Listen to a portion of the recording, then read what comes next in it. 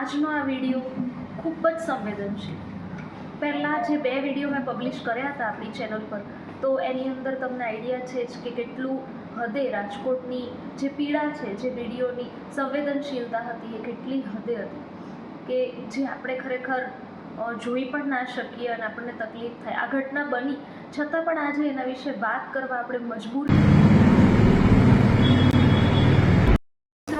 આ વિડીયો આખો જુઓ એવી મારી વિનંતી છે તમને, કારણ કે આ વિડીયોમાં ઘણા બધા પોઈન્ટ્સ એવા મારે તમને કહેવાના છે કે જેના વિશે આજે ફરીથી આપણે રિવાઇઝ કરવાની જરૂર છે, ફરીથી આ બધા વિષયો ઉપર યાદ કરવાની જરૂર છે અને તંત્રને સજાગ કરવાની જરૂર છે. તમારા અને મારા જેવા પહેલ કરશે આ ડેમોક્રેસીમાં તો જ આપણે જીતીશું આ લોકોની સામે, નહીં તો કદાચ આવી હોનારતો બનતી રહેશે અને આપણે આપણા લોકોનો જીવ ગુમાવતા રહેવું પડશે.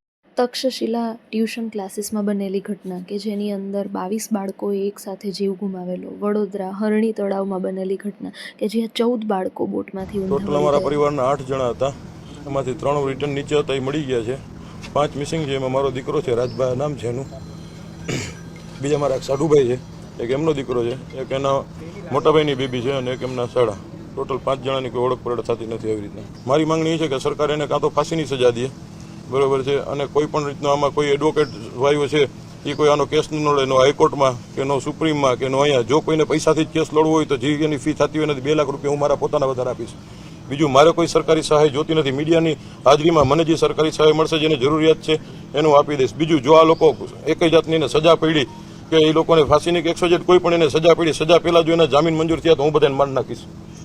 મારે આગળ પાછળ કાંઈ છે નહીં. હવે હતું એ મારું વયું ગયું છે.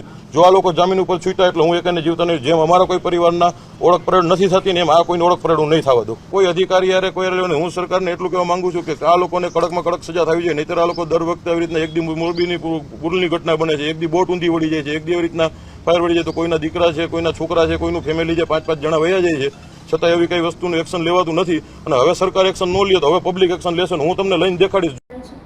અને એ વાતને ધ્યાનમાં રાખીને કંઈક સેફ્ટી મેજર્સ તો ગવર્મેન્ટના હોવા જ જોઈએ કે જેના લીધે આવી દુર્ઘટનાઓ ના બને. આપણને યાદ છે તો ઘણા બધા મોલની અંદર કેટલી સિક્યોરિટી ટાઈટ હોય છે. કોઈ પણ ફન બ્લાસ્ટ, કોઈ પણ ટીઆરપી ગેમ ઝોન કે ક્યાંય પણ સિક્યોરિટીનું ચેકિંગ જ નથી હોતું. આ તો એક કહેવાય ને કે વેલ્ડિંગનું કામ કરતા હતા ને આ દુર્ઘટના બની છે, પણ ક્યારેક કોઈ બોમ્બ વિસ્ફોટ કે કોઈ પણ ઘટના બની શકે છે આજથી પછી, પણ કોઈ પણ સેફ્ટી મેજર્સ રાખ્યા વગર લોકોને એમને એન્ટ્રી અને એક્ઝિટ આપવામાં આવે છે. બીજી વસ્તુ કહું તમને તો આગ એટલી બધી સક્રિય હતી કે જેને તરત જ 2 જ મિનિટમાં એટલું વિકરાળ રૂપ ધારણ કરી લીધું કે કોઈનું પણ બચવું અઘરું થઈ ગયું. દોસ્તો, આવી બધી દુર્ઘટનાઓ ના બને એની માટે થઈને આપણે અવાજ ઉઠાવવો જ પડશે. અને આજે એવા કેટલા આરોપીઓ કે જેમની ધરપકડ નથી થતી. મોરબીના આરોપી ખુલ્લેઆમ ફરે છે. તક્ષશિલા ક્લાસીસ ફરીથી ચાલુ થઈ ગયું 2 વર્ષ પછી. કોઈ પણ સજા, બધી જામીન પર માફ કરી દેવામાં આવી. કોઈ safety measures, man made disaster કહી અને બધું જ પતાવી દેવામાં આવે છે.